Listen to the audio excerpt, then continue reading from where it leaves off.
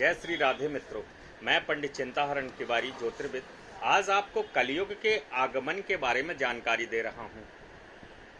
कलयुग किस राजा के शासन काल में आया, यह सब जानकारी विस्तृत रूप से मैं आपको दे रहा हूँ, ध्यानपूर्वक सुनिएगा।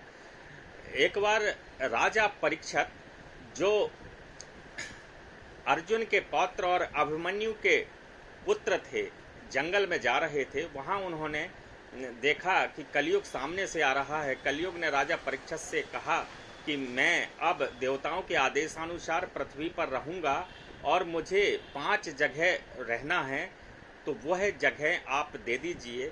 तब राजा परीक्षित ने वो 5 जगह दी। उनमें से एक जगह स्वर्ण भी था, यानी कि सोना भी था। तो जब सोने में कलयुग आगमन कर लिया, सोने में आके बैठ गया, तो एक बार की कथा मैं आपको बता रहा हूँ कि राजा परीक्षित जंगल में शिकार करने के लिए गए और उन्होंने देखा कि एक आश्रम बना हुआ है और उनको थोड़ी सी प्यास भी लग रही थी, तो उस आश्रम में जाके गए। वहाँ पर समीक ऋषि तपस्या में लीन थे। राजा ने उनसे पानी मांगा, लेकिन चूंकि समीक ऋषि तपस्या में थे, इस वजह से उन्होंने राजा की बात ध्यान नहीं रखी। तो राजा को स्वर्ण का मुकुट धारण किए थे, कलयुग का आगमन हो गया था। इस कारण अहंकारवश राजा ने सोचा कि अरे, ऋषि ने मेरे अपमान किया है और मेरी बात को ध्यान में नहीं रखा। तो राजा परीक्षित ने मरा हुआ सर्प समीप ऋषि के गले में डाल दिया और वापस अपने महल पर आ गए।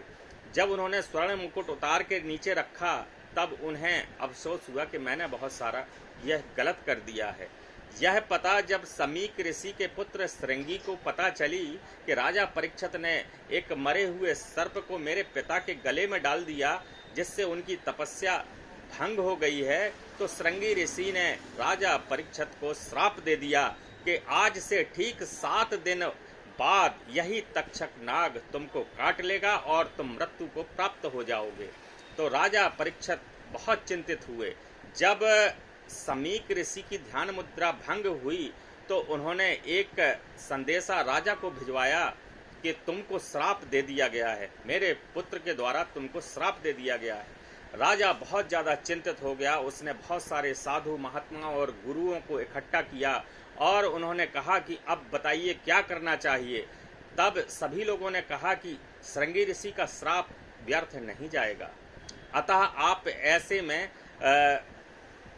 आप सुखदेव जी महाराज के पास जाइए और उनसे श्रीमद् भागवत की कथा का श्रवण करिए, जिससे आपका परलोक सुधर जाएगा।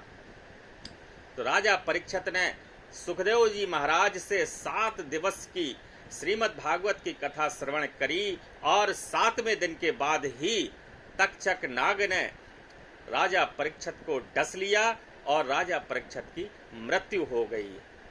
आगे की जानकारी के लिए आप मुझे संपर्क कर सकते हैं। धन्यवाद।